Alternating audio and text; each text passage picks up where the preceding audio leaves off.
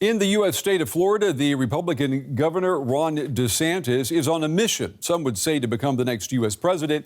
He says to fight the woke agenda. Woke as in extreme left-wing progressives intent on smoking out America's innate social injustices. And if you dare to disagree, they say, you'll get canceled.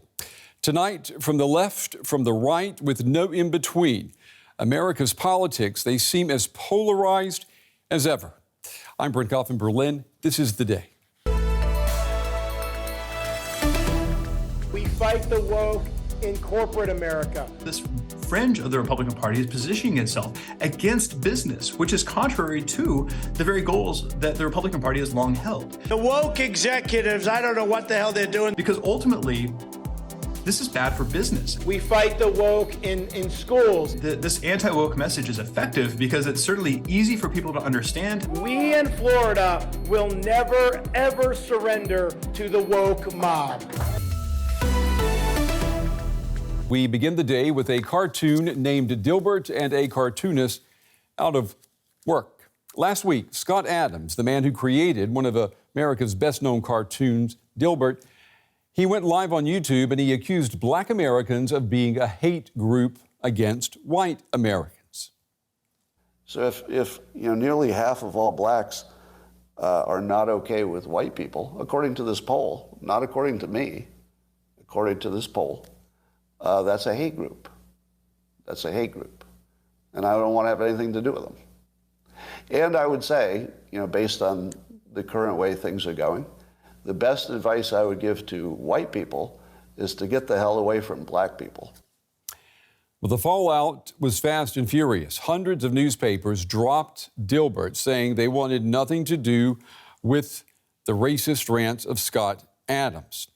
Twitter owner Elon Musk, he immediately picked up the story, tweeting, "For a long time, the U.S. media discriminated against blacks. Now the U.S. media are being racist against whites and Asians." And polls show more and more white Americans feel that they have become the target of racism. Public opinion echoed by the world's richest man and by the man many Republicans say could be the next U.S. president. Take a listen. We've really been fighting this woke agenda across the board in the state of Florida. We fight the woke in corporate America. We fight the woke in schools, and we fight the woke in the halls of the legislature in Tallahassee. We in Florida will never, ever surrender to the woke mob.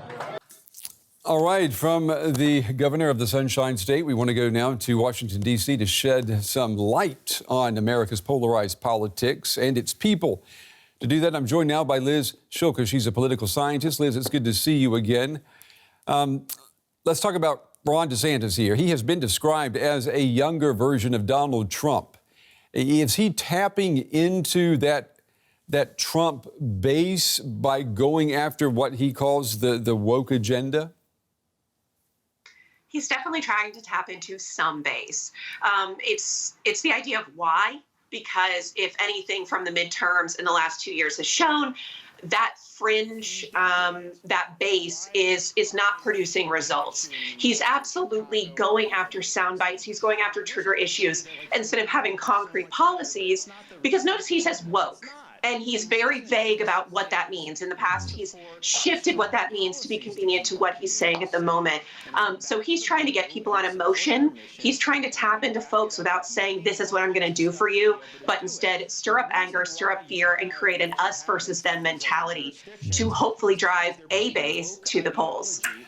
And we have to say that DeSantis, he's not flirting with fringe groups here. I was looking at Pew Research. They've found that 40% of all Americans say that whites now face some discrimination in the United States. So race as a wedge issue, that's nothing new. But when does it go beyond politics, Liz? I mean, when are we talking about the glue of society crumbling away? So race is not a fringe issue. That is imbued in the fabric of what it means to be American, is this struggle we have with systematic racism.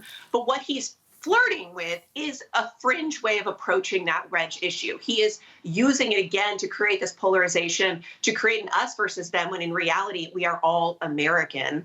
And that is where we start getting at the fabric of American society. We had Marjorie Taylor Greene saying maybe red states should secede. We literally fought a war about that.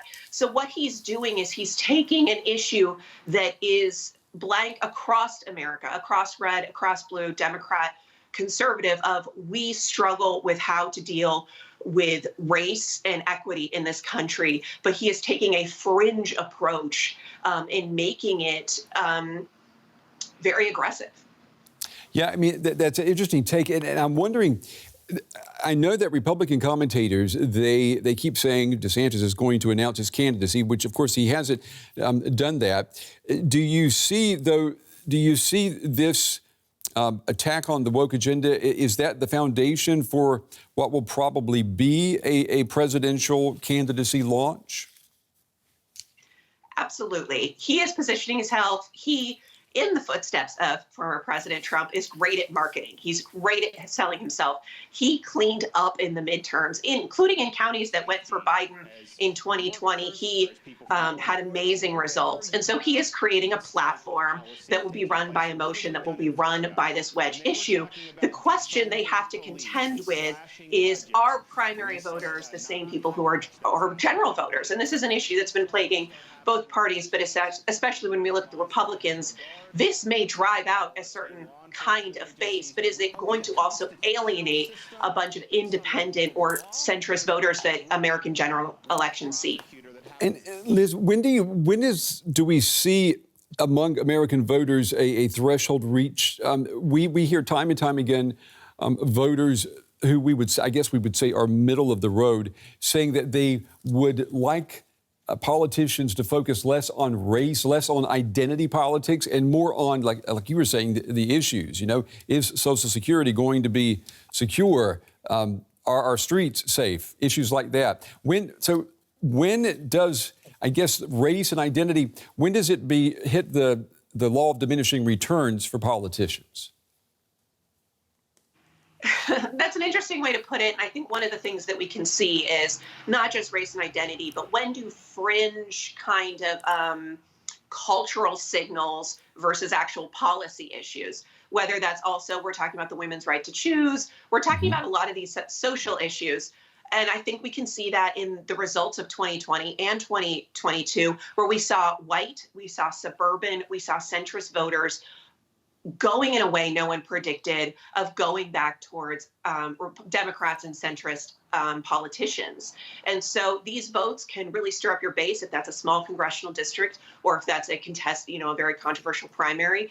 But the vast majority of voters who make it out for Election Day have started signaling for years now, we want something more substantive and not just wedge issues. Liz, I want to ask you before we run out of time, we're talking about a possible presidential candidate. The presidential election is in November of next year. It's a long time from now. Are we doing the democratic process a disservice by almost fetishizing the horse racing of political campaigns? Absolutely. Absolutely. I'm so glad you asked that question.